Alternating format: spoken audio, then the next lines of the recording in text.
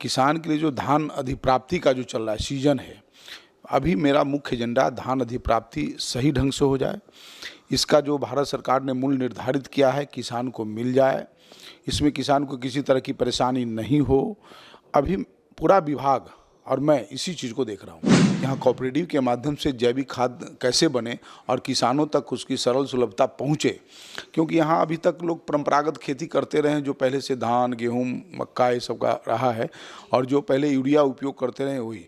तो इसके लिए थोड़ा सा हम लोग को किसान को भी जागरूक करना पड़ेगा, उनको बताना पड़ेगा, और कोऑपरेटिव के माध्यम से जैविक खेती के लिए किसान को प्रोत्साहित करने के लिए हम लोग विचार कर रहे हैं। यहाँ की जो धान है उसको मजबूरी में कई बार किसान जो है वो पंजाब बेच देते हैं, पंजाब से फिर यहाँ पर आता है और वो जो अनाज वितरण का कार्यक्रम है वो चलता है। तो ये जो टेढ़ा प्रोसेस है, अगर वो बिहार के किसानों से ही ज़्यादा मात्रा में यहाँ की सरकार खरीदे तो क्या इस समस्या को थोड़ा कंट्रोल? देखिए, यहाँ का किसान पंजाब नहीं बेचने जाते, यहाँ जड़ी बूटी की खेती की अभाव है जिसके कारण हम लोग की परेशानी होती है। तो हम लोग किसान को प्रोत्साहित कर रहे हैं कि धान गेहूँ मक्का के अलावा भी कई प्रकार की खेती है जिसको प्रोत्साहित किया जाए।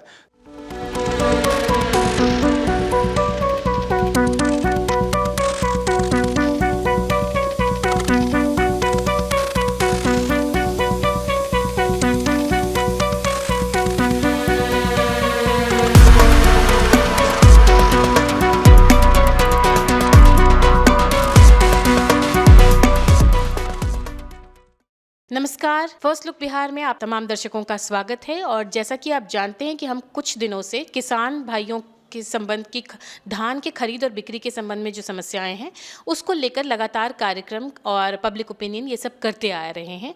तो इसी संबंध में आज हम पहुंच गए थे हमारे संवाद करने के लिए बिहार के सहकारिता एवं वन और पर्यावरण मंत्री डॉक्टर प्रमोद कुमार चंद्रवंशी से मिलने के लिए, और उनसे हमने बातचीत की। हमारे साथ जो है वो प्रतिनिधि मंडल था जो कि जाकर के वहाँ पर किसान भाइयों की जो समस्या है उससे जुड़ी हुई एक पत्र है उसको भी वहाँ पर प्रेषित किया, और उसके बाद उससे संबंधित उनके जो समस्याएं हैं उनको सुलझाने की बात की। क्या क्या बातें हुई हैं उसका मैं एक मोटा मोटी व्यू आपके सामने प्रेजेंट कर देती हूँ। वो ये है कि मुजफ्फरपुर से एक प्रतिनिधि मंडल जो है वो पहुंचा वहां पर, और उन्होंने किसानों की धान खरीद के मामले में जो है वो मंत्री जी से बातचीत की और एक स्मार पत्र जो है वो वहां पर प्रेषित किया। इस पत्र में स्वावलंबी सहकारी समिति के पुनर्जीवित कराने की बात की गई और पैक्स की तरह अधिकार देने की बात कही गई। मंत्री जी ने मामले की गंभीरता से लिया और उन्होंने सारी बातें सुनी, और तुरंत उन्होंने प्रधान सचिव धर्मेंद्र सिंह को बुलाकर मामले में त्वरित कार्रवाई करने के बारे में भी निर्देश दे दिया। साथ ही पैक्स और स्वावलंबी सहकारिता समितियों के माध्यम से धान खरीद और खाद की उपलब्धता कराने के बारे में भी बात की गई। जो प्रतिनिधि मंडल वहां पे पहुंचे थे किसान भाइयों की समस्या लेकर के, उन प्रतिनिधि मंडल में कांग्रेस के नेता मुकेश त्रिपाठी जी थे, भाजपा के नेता सह सीनेट सदस्य मनोज कुमार वत्स जी थे, राजद के प्रदेश महासचिव डॉक्टर विनोद प्रसाद यादव जी और समाज सेवी रंगीश ठाकुर जी शामिल थे, जो कि किसानों के मुद्दों से लगातार जो है वो जुड़े रहते हैं। इसके अलावा हमने मंत्री जी से आग्रह किया कि वो मुजफ्फरपुर आए, और ऐसा आग्रह हमने इसलिए किया क्योंकि उनका मुजफ्फरपुर से गहरा नाता रहा है। मुजफ्फरपुर वासियों की तरफ से उन्हें मुजफ्फरपुर आने का न्योता देते हुए हमने कहा कि क्यों हमने ऐसा कहा, क्योंकि मंत्री प्रमोद चंद्रवंशी मुजफ्फरपुर के विद्यार्थी परिषद के पूर्णकालिक कार्यकर्ता रहे हैं तथा उत्तर बिहार के महामंत्री रहते हुए जब मुजफ्फरपुर तिरहुत का हिस्सा हुआ करता था तब मुजफ्फरपुर प्रदेश का प्रभार भी इन्होंने संभाला हुआ था। जमीनी स्तर के कार्यकर्ता रहे हैं और मुजफ्फरपुर में अच्छा खासा विद्यार्थी जीवन जो है वो इन्होंने दिया है, और उसके बाद राजनीति में पूरी तरह से सक्रिय हुए। इस नाते इनको मुजफ्फरपुर से एक गहरा लगाव भी है, और उन्होंने हमें वादा किया कि वो मुजफ्फरपुर आएंगे, यहाँ के लोगों की बात करेंगे और साथ ही साथ हमारे चैनल पर आकर के भी हमसे बातचीत करेंगे। फिलहाल अभी हमने सचिवालय में उनसे क्या सारी बातें की, इसका एक वीडियो हम आपको प्रेजेंट करने जा रहे हैं जो कि इस प्रकार है। आज हम आए हैं हमारे सहकारिता मंत्री प्रमोद चंद्रवंशी जी से मिलने के लिए और उनसे बातचीत करने के लिए। सबसे पहले तो हम मुजफ्फरपुर के चैनल से हैं और हम आपको सबसे पहले बधाई देंगे कि आप मंत्री पद का शपथ लिया है और उसके बाद ये प्रभार संभाला है। क्या क्या तैयारी? चलिए, आपको भी बहुत बहुत धन्यवाद। आप मुजफ्फरपुर से आकर के और मेरा यहाँ साक्षात्कार ले रही हैं, तो आपको भी मेरी तरफ से कोटि कोटि धन्यवाद। तो अभी जब से आपने पदभार संभाल लिया है इसके बाद से फिर आपकी अभी तैयारियां क्या क्या है, कौन कौन सी चुनौतियां आप देख रहे हैं जिसको सही करना है और क्या क्या काम आपने शुरू कर? देखिए, सहकारिता एक बहुत बड़ा विभाग है इसमें कई ऐसे कोऑपरेटिव हैं और फल का अलग है, सब्जी का अलग है, पैक्स है, मत्स्य है। इन सबको समझ करके और इसमें पारदर्शिता के साथ पूरा विभाग लगेगा और काम करेगा। और मुख्य रूप से अभी जो है किसान के लिए जो धान अधिप्राप्ति का जो चल रहा है सीजन है, अभी मेरा मुख्य एजेंडा धान अधिप्राप्ति सही ढंग से हो जाए। इसका जो भारत सरकार ने मूल्य निर्धारित किया है किसान को मिल जाए, इसमें किसान को किसी तरह की परेशानी नहीं हो। अभी पूरा विभाग और मैं इसी चीज़ को देख रहा हूँ। इसी सिलसिले में हमने भी आपसे बात करने का आज प्रयास किया है कि ये जो किसान के लिए जो सरकार का मूल्य निर्धारित है कि पैक्स में वो जितने में धान बेचेंगे, लेकिन उनको औने पौने दाम में बेचना पड़ रहा है क्योंकि पैक्स और मिलर के बीच में किसी तरह के कोऑर्डिनेशन की समस्या है। इसको कैसे सुलझाएं? देखिए, मैं तो अभी कई किसान मुझे फ़ोन किए थे, तो मैंने कहा कि अभी आप धान बाहर मत बेचिए, किसी साहूकार के हाथ से मत बेचिए, थोड़ा धैर्य रखिए। मेरे लिए एक बहुत बड़ी चुनौती है और कई ऐसे कुछ समस्याएं हैं, जैसे स्टेट फूड कॉरपोरेशन भी जितना उनको पैसा देना चाहिए था कोऑपरेटिव बैंक को नहीं मिला है उनको, तो इसके कारण थोड़ा सा समस्या है, उसको हम देखेंगे और हम प्रयास करेंगे कि जो सीसीए पैक्स का है उसमें कोऑपरेटिव के माध्यम से या फिर बिहार स्टेट फूड कॉरपोरेशन के माध्यम से जो उनका बकाया राशि है वो जल्द से जल्द उनका भुगतान हो जाए, ताकि पैक्स जो है पुनः किसानों से धान की अधिप्राप्ति करे।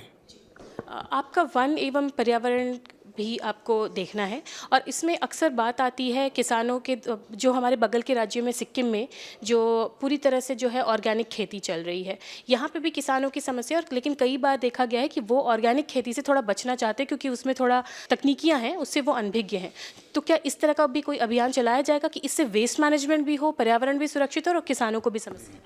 ये अभी हम लोग कुछ दिन पहले हम लोग समीक्षा बैठक किए थे, उसमें आया है कि जैविक खाद का भी कुछ कोऑपरेटिव ऐसे बने, जिसके कारण, क्योंकि आपका कहना सही है कि अन्य राज्यों में जैविक से खेती हो रही है, बिहार में इसका थोड़ा कमी दिख रहा है, मुझे भी कमी दिख रही है। तो मैंने कहा है अपने सभी अधिकारियों को कि इस पर थोड़ा सा आप लोग काम कीजिए कि यहाँ कोऑपरेटिव के माध्यम से जैविक खाद कैसे बने और किसानों तक उसकी सरल सुलभता पहुँचे, क्योंकि यहाँ अभी तक लोग परंपरागत खेती करते रहे, जो पहले से धान गेहूँ मक्का ये सब का रहा है, और जो पहले यूरिया उपयोग करते रहे वही। तो इसके लिए थोड़ा सा हम लोग को किसान को भी जागरूक करना पड़ेगा, उनको बताना पड़ेगा, और कोऑपरेटिव के माध्यम से जैविक खेती के लिए किसान को प्रोत्साहित करने के लिए हम लोग विचार कर रहे हैं। आपने बताया कि आप कल सासाराम विजिट कर रहे थे और वहाँ पे भी आपने ये समस्या देखी किसानों की कि डिस्टेंस, कोई भी खाद या अनाज को ले आने में डिस्टेंस जो है एक बड़ी समस्या आती है। इसको सुलझाने के लिए क्या? इसके लिए हम लोग सब विभाग के लोग बैठेंगे, हमारा क्या बजट अभी बचा है, कैसे करेंगे। तो हम लोग चाह रहे हैं कि जिनका ज़्यादा दूरी है, वो राइस मिल है या जो है, तो उसको हम लोग कहेंगे कि वहाँ कुछ ज़्यादा उनको मजदूरी है या जो भी है ट्रांसपोर्ट खर्च उनको दिया जाए, ताकि उनको सुलभता हो। और फिर कई जगह है कि अभी अरवा चावल, उसना चावल का भी कुछ समस्या है, इसको भी हम लोग सॉल्व करेंगे। आपके पास जो लेटर है, जो आपने कहा ना कि अगर आप सरकार भी अगर देती है ट्रांसपोर्टेशन का खर्चा, तो उसमें मेंशन किया है कि सरकार के ऊपर भी अच्छा खासा बोझ पड़ता है अगर ट्रांसपोर्टेशन का खर्चा सरकार देती है। क्या ऐसा कुछ नहीं हो सकता कि नज़दीक में ही बन जाए इस तरह से गोडाउन या ऐसे कोई सेंटर जिसमें उनको कहीं दूर जाने की ज़रूरत ना पड़े, सरकार को गाड़ियों का खर्च वहन ही ना करना पड़े? ऐसा बिहार में कुछ ही जगह है, बहुत सीमित जगह पर है। ऐसे सामान्यतः सब जगह राइस मिल की दूरी और पैक्स की दूरी में समानता है, कोई बहुत ज़्यादा अंतर नहीं है। अब एक दो जगह है, उसको हम लोग सॉर्ट आउट करेंगे, उसको कैसे करेंगे हम लोग सब बैठ के विचार करेंगे उस पर। एक समस्या आई थी, थोड़ी घुमा करके है, लेकिन आपके क्षेत्र से जुड़ी हुई है और इसमें मेंशन भी किया हुआ है जो पत्र आपके सामने है कि यहाँ के जो धान है उसको मजबूरी में कई बार किसान जो है वो पंजाब बेच देते हैं, पंजाब से फिर यहाँ पर आता है और वो जो अनाज वितरण का कार्यक्रम है वो चलता है। तो ये जो टेढ़ा प्रोसेस है, अगर वो बिहार के किसानों से ही ज़्यादा मात्रा में यहाँ की सरकार खरीदे तो क्या इस समस्या को थोड़ा कंट्रोल? देखिए, यहाँ का किसान पंजाब नहीं बेचने जाते हैं, यहाँ के साहूकार से बेचते हैं, ठीक है। तो भारत सरकार भी, राज्य सरकार भी पैक्स को एक टारगेट देती है कि आपको इतना धान की अधिप्राप्ति करना है, और उससे यदि ज़्यादा होगा तो फिर वो कहीं ना कहीं साहूकार को ही बेचेंगे। लेकिन हम लोग और कृषि विभाग से हम लोग मीटिंग करेंगे और ये प्रयास करेंगे कि धान की जो खेती हो रही है इसके अलावे भी भारत सरकार भी, माननीय देश के प्रधानमंत्री मोदी जी भी कह रहे हैं कि कुछ हम लोगों को व्यावसायिक खेती भी करनी चाहिए। जैसे कई तरह के है खेती, फ्लावर की खेती हो रही है, अभी जड़ी बूटी की खेती हो रही है। अभी हम एक अस्पताल में गए थे यहीं कदमकुआ में, तो लोगों ने कहा कि यहाँ जड़ी बूटी की खेती की अभाव है जिसके कारण हम लोग की परेशानी होती है। तो हम लोग किसान को प्रोत्साहित कर रहे हैं कि धान, गेहूँ, मक्का के अलावा भी कई प्रकार की खेती है जिसको प्रोत्साहित किया जाए, ताकि धान की अधिप्राप्ति भी किसान को ठीक से हो और उनको धान से ज़्यादा मूल्य उनको इन सब चीज़ों में प्राप्त होगा। तो ऐसे हम लोग किसानों को प्रोत्साहित करने के लिए हम लोग प्लान बनाए हैं। कृषि विभाग हम लोग बैठ के इस पर प्लान करेंगे। तो अब ये सवालों की बात तो हो गई, लेकिन चूंकि हम मुजफ्फरपुर से आए हैं, आपका मुजफ्फरपुर से गहरा नाता रहा है। काफ़ी दिनों तक आप विद्यार्थी परिषद के जब आप सदस्य थे तो आपने समय दिया है। तो मुजफ्फरपुर वासियों की तरफ से भी एक संदेश लेकर के आई हूँ कि वो चाहते हैं कि आप एक बार मुजफ्फरपुर भी विजिट। जरूर, मुजफ्फरपुर से मेरा पुराना रिश्ता है और मुजफ्फरपुर मेरा एक अपना समझिए घर है। वहाँ कई लोग ऐसे, कई वरिष्ठ लोगों से मैंने मेरा परिचय है। हमारे कई विद्यार्थी परिषद के पुराने कार्यकर्ता हैं, तो सबसे कहीं ना कहीं इमोशनल लगाव है। जब भी मैं उत्तर बिहार का यात्रा करता हूँ तो मुजफ्फरपुर रुकना मेरे लिए अनिवार्य हो जाता है, क्योंकि कई हमारे मित्र हैं, कई शुभचिंतक हैं। तो स्वाभाविक रूप से मुजफ्फरपुर से मेरा इमोशनल एक लगाव है। हम जरूर मुजफ्फरपुर आएंगे। तो ये हमारे साथ थे अभी सहकारिता मंत्री प्रमोद चंद्रवंशी जी, और ये हमारे साथ बातचीत कर रहे थे। पूरी तरह से वो जो अपने काम में जुट गए हैं और जो भी समस्याएं हैं उसको सुलझाने का प्रयास करेंगे। इन तमाम बातों के लिए आपको बहुत बहुत धन्यवाद।